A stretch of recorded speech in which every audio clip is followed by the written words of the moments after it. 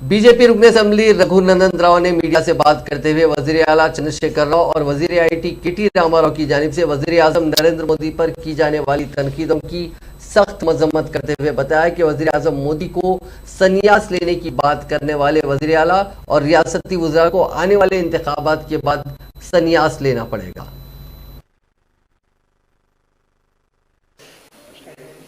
तेलंगाना राष्ट्र समिति government TRS party जो लोगों में उन लोगों को नुकसान हो रहा, लोगों में जो उन लोगों से भरोसा खत्म हो जा रहा, उसको फिर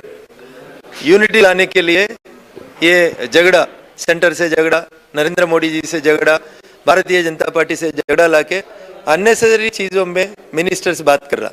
मेरा विनती है तेलंगाना राष्ट्र समिति गवर्नमेंट के लिए, अगर आप लोग सेंटर क्या दिया, सेंटर क्या नहीं दिया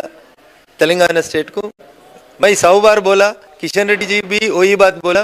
we are ready for democratic debate, we are ready for the debate on the funds that are given by the central government to the state. हम लोग चर्चा करने के लिए तैयार है, सेंटर क्या दिया क्या नहीं दिया, एक एक स्टेट को कैसा हम लोग इक्वालिटी के लिए कोशिश कर रहा, वो हम एक्सप्लेन करने के लिए तैयार है। आप लोग ऑनरेबल चीफ मिनिस्टर ने बोला था चर्चा करने के लिए कोई बीजेपी में दम है तो,